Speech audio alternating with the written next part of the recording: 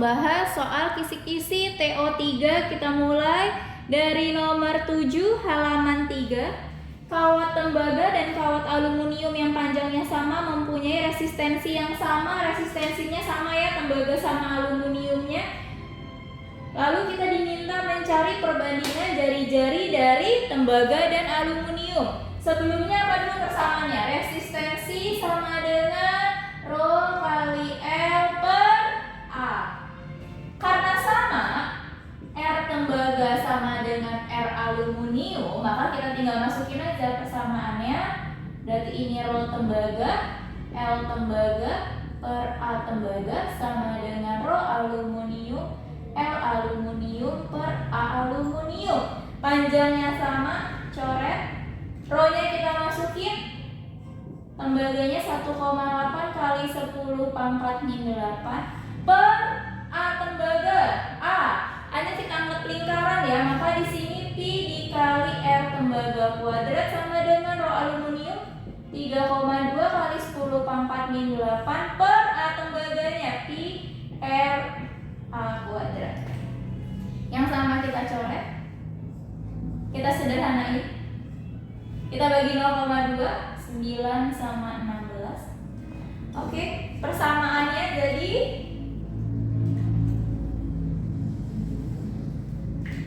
9 per 16 sama dengan jari-jari tembaga kuadrat per jari-jari aluminium kuadrat. Kita hilangkan kuadratnya dengan cara tarik akar. Berarti 3 per 4 sama dengan jari-jari tembaga per jari-jari aluminium. Jawabannya 3/4.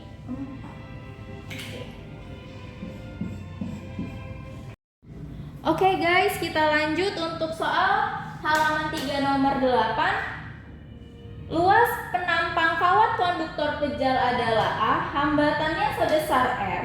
Kawat diberi lubang sepanjang sumbunya sehingga hambatannya menjadi 3R, maka luas penampang lubang pada kawat. Oke, kan sudah dikasih tahu R1 sama R2-nya, berarti kita tinggal masukkan perbandingan aja ya. Perbandingan antara R1 per R2. Apa rumusnya R? Rho L per A. Di sini juga Rho L per A. Resistivitasnya pasti sama, kawat yang dilubangi sama. Panjangnya juga bisa kita lihat sama. Kita tinggal masukin angkanya aja. R1-nya R, R2-nya 3R, lalu A2-nya pindah ke atas, A1-nya yaitu A. Oke, dari sini kita bisa dapat apa? A2 sama dengan 1/3 dari A ya, berarti luasnya itu 1/3. Jadi kalau digambar,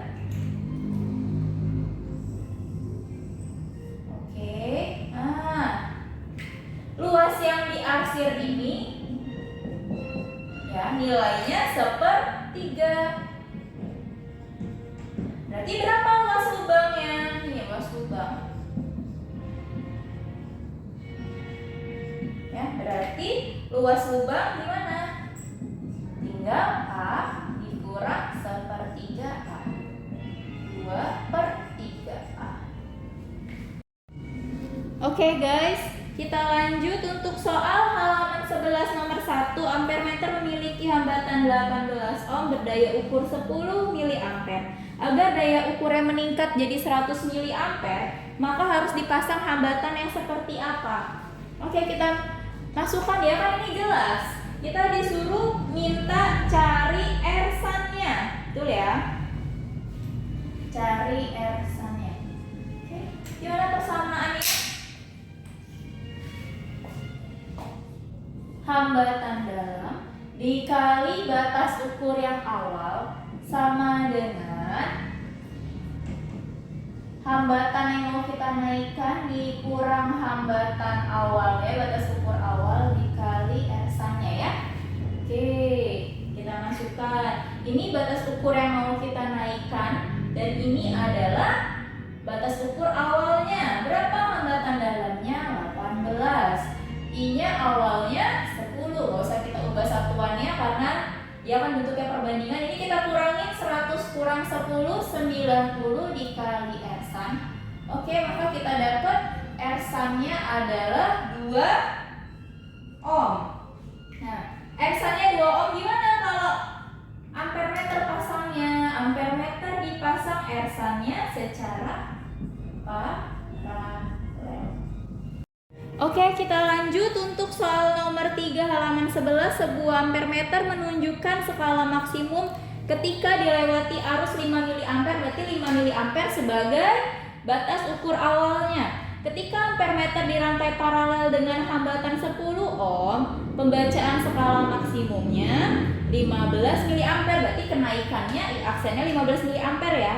Hambatan dalam, yang tanya hambatan dalam yang 10 ohm itu sebagai R-san-nya. Tinggal kita masukkan ke persamaan yang tadi. Apa persamaannya? Hambatan dalam dikali batas ukur awal sama dengan batas ukur akhir yang sudah dinaikkan dikurang batas ukur awal dikali R-san-nya. Berapa hambatan dalamnya kita tidak tahu.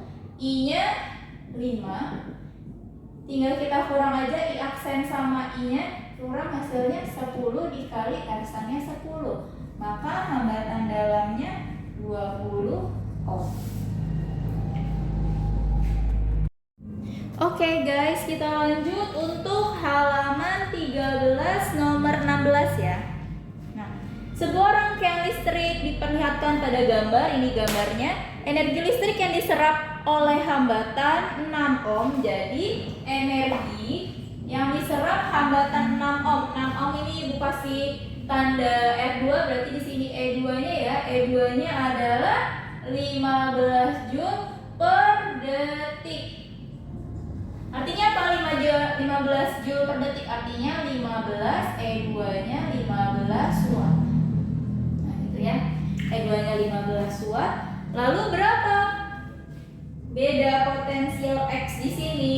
Nah, sekarang ini masuk jembatan Wheatstone ya. Gimana jembatan Wheatstone teorinya? Jadi hal yang pertama yang kalian lakukan adalah kalian kali silang. Kalian kali silang hambatannya ini R1, R2, R3, R4. Jadi R1 kali R4 hasilnya apabila dia sama dengan R2 kali R3 maka R5-nya 0 gitu ya. Nah, di kasus ini kan ketika kita kali R1 kali R4 6, R2 kali R3 juga 6, ini 6, ini 6. Maka R5-nya nilainya 0. Artinya R5-nya 0, R5 ini boleh Ibu hapus. Nah, jadi sebenarnya hambatannya gini ya. R1 sama R2 ini rangkaian apa? Ini seri. Ini juga seri. Oke, kan yang dikasih tahu dayanya ya, ini daya, maaf, daya.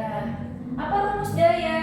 Daya paling mudah kan P2 sama dengan I kuadrat kali R. Oke, P-nya berapa? P-nya 1,5 ya, maaf, 1,5. 1,5 sama dengan I2 kuadrat 1,5 ya, bukan 15. 1,5 dikali R-nya R2 6. Oke, kita pindah ruas, bisa dicoret ini ya. 4 berarti 1/4 sama dengan I2 kuadrat, sehingga kita dapat I2-nya itu 1/2. Nah, I2-nya kan 1/2. Terus kalian lihat di sini, arus kalau seri kan dia sama ya, berarti arus yang ini 1/2 ampere, di sini pun 1/2 ampere. Nanti kalian bisa cari Rx-nya kan? Gimana cara cari Rx? Kalau paralel ya tinggal I kali R. Ah, dia kan paralel. Kalau paralel kan V-nya sama. Ini I-nya tinggal kita jumlah aja. I-nya kan sama ya. I-nya sama 1/2. R-nya tinggal jumlah aja. Ini tambah ini karena dia seri, berarti 8. Sehingga Vx-nya sama dengan 4 volt. Jawabannya yang A ya. Oke guys, lanjut untuk soal halaman 13 nomor 17 ya. Pada rangkaian berikut, ampere meter memiliki hambatan dalam. Ampere meternya punya hambatan dalam 100 ohm. Oke, hambatan dalamnya 100 ohm. Jika ternyata ampere meter tidak mengalami defleksi, artinya tidak mengalami defleksi, jarum ampere meternya tidak menyimpang. Apa artinya tidak menyimpang? Kuat arus di sini nilainya 0. Di sini nggak ada arusnya ya. Di sini I-nya sama dengan 0. Oke, berarti R ini nilainya juga 0 ya. Di sini I-nya 0. Berdasarkan persamaan Wheatstone ya, apabila R5 ini kan dia sebagai R5 ya, ampere meter ini R5-nya 0, maka R1 kali R4 sama dengan R2 kali R3. Kan ini jelas 0, tidak mengalami defleksi, hambatan dalam di sini 0. Oke, tinggal kita masukin aja R1-nya yang 20 kali silangnya 15 sama dengan R2-nya Rx dikali 25. Oke. Coret ya. 5, 4, 3. Maka Rx-nya 12. Oke guys, kita lanjut untuk halaman 22 nomor 11 ya. Panjang sisi segitiga sama kaki, jadi ini segitiga sama kaki ABC, AC-nya 50, BC juga pasti 50, segitiga sama kaki, AB-nya 40.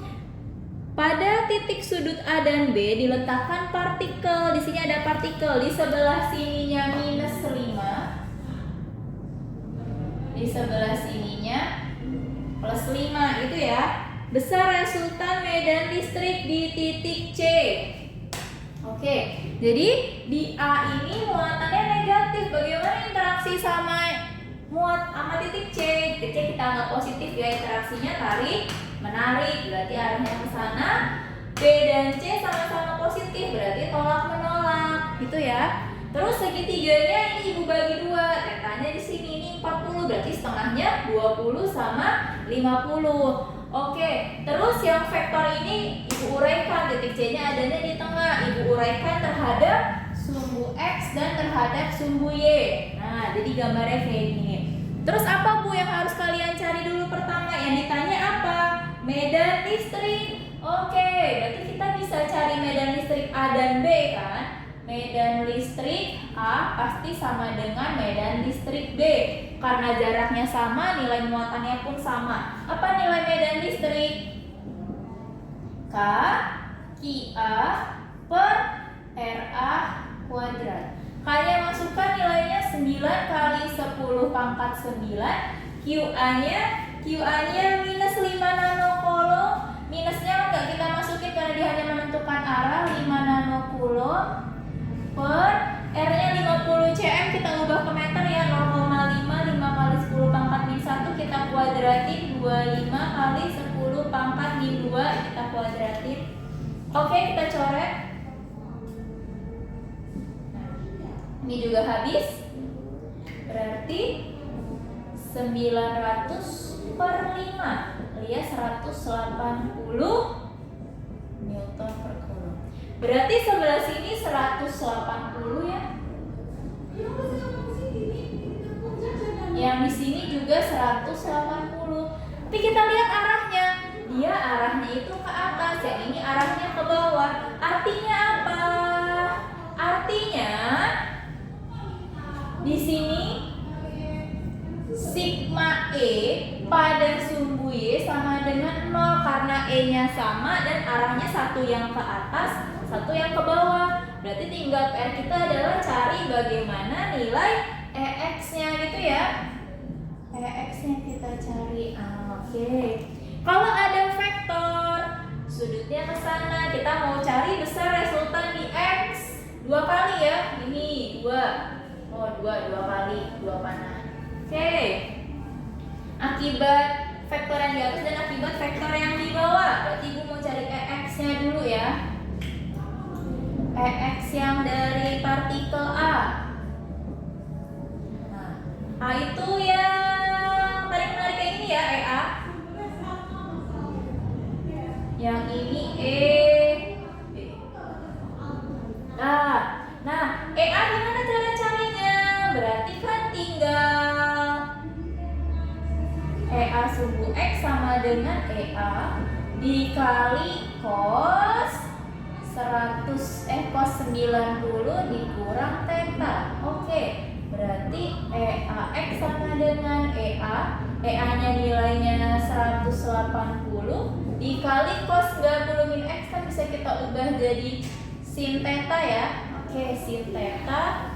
Nah, kita masukkan sinnya. Sinnya itu depan per miring. Oke, berarti EAX sama dengan 180 dikali 20 per 50. Nah, coret aja ya. Oke, ini sama aja 30 coret 1. Oke, 36 per 5. Lanjut, kan EAX sama EBX sama ya. EAX sama dengan EBX karena vektornya pun juga sama nilainya, panjangnya pun sama. Berarti tinggal kita cari sigma E di X sama dengan EAX tambah EBX. Masukin angkanya. EAX-nya segini, berarti karena sama tinggal dikali 2 aja ya. 2, 360 per 5 sama dengan 720 per 5.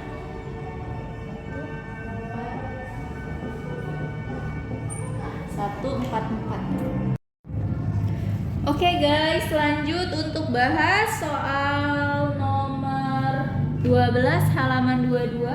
Pada titik sudut B dan D, sebuah bujur sangkar ABCD masing-masing diletakkan partikel plus Q. Di B sama di D ada partikel plus Q. Agar kuat medan listrik di titik A sama dengan 0, jadi di titik A kita mau medannya itu sama dengan 0. Maka di titik C harus diletakkan partikel bermuatan apa? Tuh kan. Oke, kita cari dulu aja ya. Nah, kita lihat. Kita anggap A ini positif, maka positif-positif interaksinya ke sana. Positif-positif interaksinya ke bawah. Sehingga resultannya pasti ke sini. Betul ya? Miring. Nah, supaya 0, maka resultan EC-nya harus ke sana. Ini EAB gitu ya. Nah, berarti kita cari EA-nya dulu dong. EA sama dengan EB. Apa rumusnya EA? K, Q-nya Q, per ini kan R ya, per R kuadrat. EB juga sama.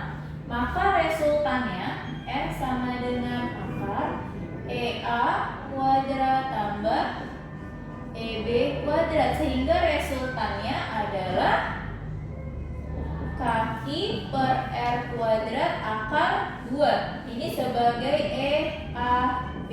Nah, kita lanjut. EC harus sama dengan EC nilainya harus sama dengan EAB. Oke. Berapa nilai EAB-nya? EAB-nya adalah kaki per R kuadrat akar 2 sama dengan EC kaki C per RC kuadrat. Kan kayaknya bisa dicoret ya. Oke. Q akar 2 per R kuadrat sama dengan, kalau kita lihat dia kan bujur sangkar, maka berapa nilai RC-nya? RC sama dengan R akar 2 ya. Sehingga RC kuadrat sama dengan 2R kuadrat. Jadi tinggal dimasukin ke sini. QC per 2R kuadrat. Oh ya, sebelumnya gimana cara menentukan jenis muatan? Yang mana lihat tadi A-nya kita anggap positif, A-nya mendekati C, maka C ini muatannya negatif. Ini R kuadratnya bisa dicoret. Oke, kita kali silang ya. Berarti dapat QC-nya berapa? QC sama dengan min Q 2 akar 2. Jawabannya M. Oke guys, lanjut ke nomor 13 halaman 22. Sebuah dipolistrik tampak seperti gambar ini ya. Nah, diketahui Q-nya itu 1 coulomb, berarti di sini 1 coulomb, di sini juga 1 coulomb. L-nya 6 cm, tapi ini setengah L, ini setengah L, berarti ini 3 ya. Lalu X0-nya 4. Yang ditanya bagaimana medan listrik di titik A? Oke, medan listrik di titik A.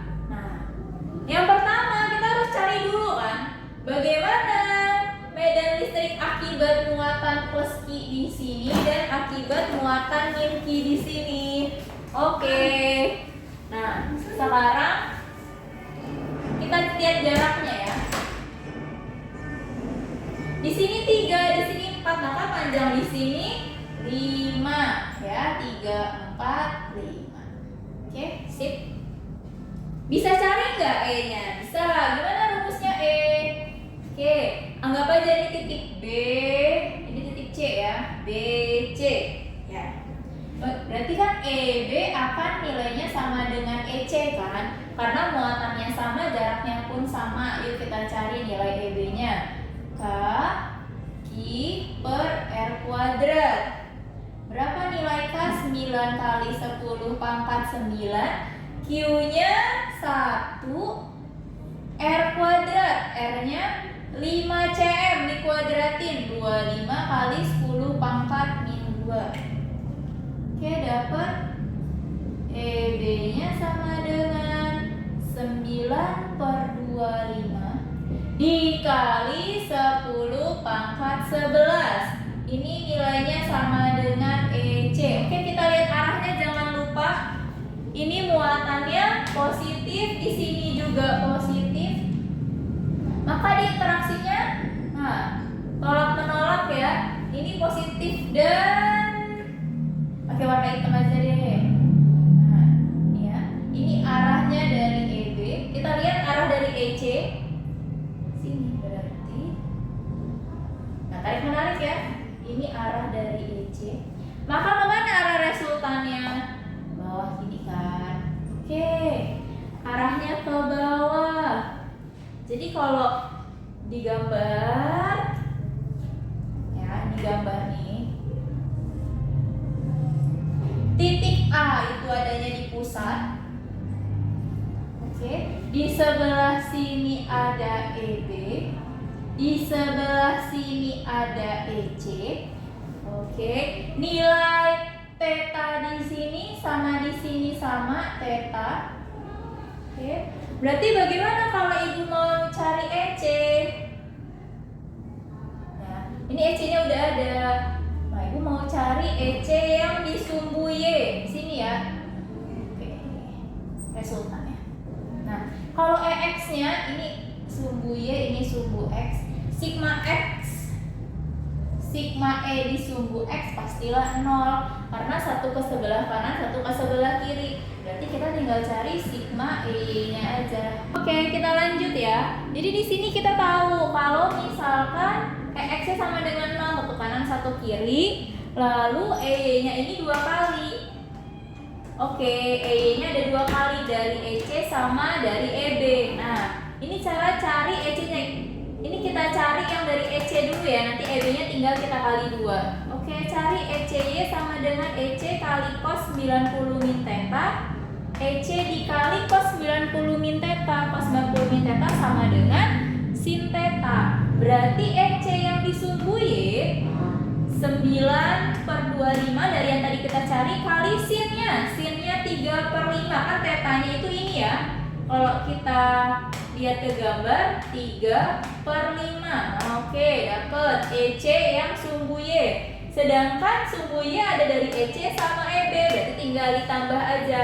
Ditambah nilainya kan sama, berarti sama aja dikali 2. Sehingga EY-nya tinggal 27 per 125, kita kali 2, 54 per 125. Jawabannya itu yang betul 4,5 3, 2. Arahnya ke bawah, jadi jawabannya